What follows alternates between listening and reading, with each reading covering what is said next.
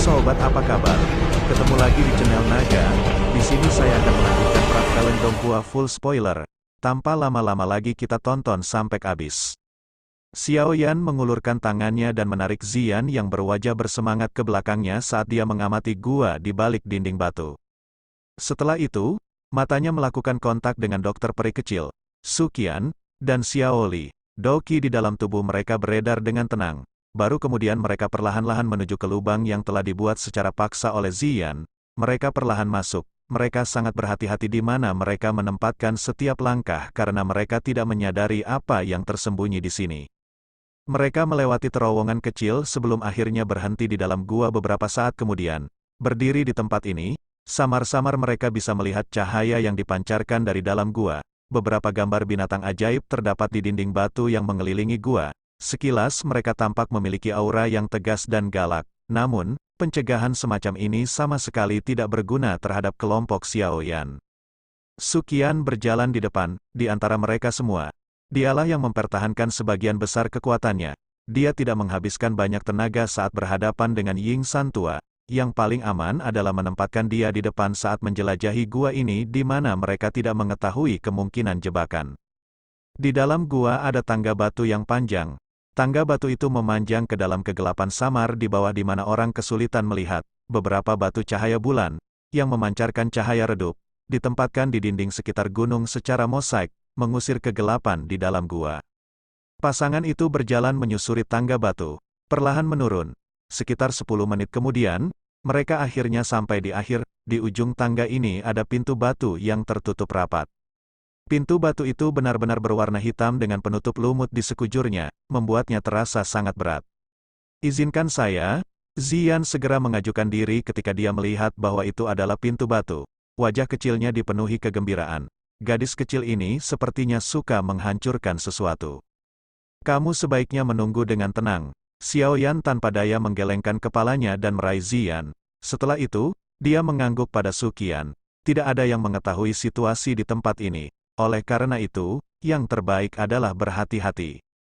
Su Qian tersenyum saat melihat ini. Tangannya yang keriput perlahan menekan pintu batu itu.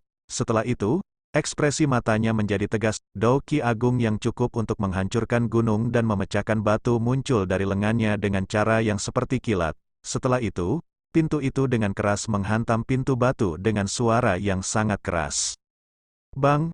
Pecahan batu berterbangan ke segala arah dan pintu batu itu langsung tertutup garis retakan. Dengan bang, pintu itu tiba-tiba runtuh. Cahaya menyilaukan tiba-tiba muncul.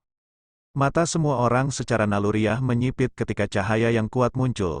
Segera, ekspresi Xiao Yan sedikit berubah saat dia dengan lembut berteriak, "Tetua pertama, hati-hati." Tangisan Xiao Yan baru saja terdengar ketika angin mencurigakan bertiup dari balik pintu batu. Angin kencang menerkam Su Qian di depan. HMPH, perubahan mendadak yang tidak terduga tidak membuat Su Qian panik. Tangannya melengkung saat lengan bajunya yang lembut segera berubah menjadi sesuatu yang sekeras logam. Dia dengan kasar menyapu mereka di depannya. Suara tajam angin kencang bersiul dan bergema di seluruh gua. Dentang, saat lengan bajunya tersapu, angin bertiup seperti gelombang dan menghantam benda yang menerkam.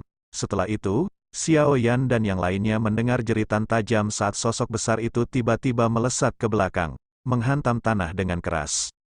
Lengan baju Su Qian bergerak sekali lagi setelah memaksa penyerang diam-diam itu mundur dengan satu serangan. Angin liar bersiul dan debu di depannya hilang seluruhnya, memperlihatkan ruang di balik pintu batu. Sebuah gudang yang sangat luas muncul di depan kelompok Xiao Yan. Cahaya di dalam gudang itu sangat terang. Seluruh lingkungan gudang telah dibangun dari black metal rock yang tangguh. Sekilas, gudang ini sepertinya dibuka dari urat black metal rock. Ada cukup banyak rak di dalam gudang. Banyak gulungan yang tersusun rapi di atasnya. Di sisi lain, terdapat cukup banyak lemari kristal. Samar-samar orang bisa melihat banyak bahan obat langka ditempatkan di dalamnya. Tatapan semua orang perlahan menyapu seluruh gudang. Segera, tatapan mereka berhenti pada magical beast berbentuk ular besar di tanah. Jelas sekali, itu adalah penyerang diam-diam dari sebelumnya. Binatang ajaib kelas Douwang berani menyerang diriku yang lama. Su Qian perlahan masuk ke dalam gudang. Dia melirik ke arah binatang ajaib yang telah melingkari dirinya. Ia menunjukkan lidah ularnya yang buas kepada mereka. Seharusnya dia yang menjadi penjaga tempat ini. Xiao Yan juga tersenyum. tatapannya hanya menyapu Magical Beast sebelum beralih ke gudang. Kejutan melintas di matanya ketika dia melihat begitu banyak gulungan. Dia mendecakkan lidahnya dan memuji. Sungguh layak menjadi faksi kuno yang telah ada selama bertahun-tahun, koleksi ini memang bagus.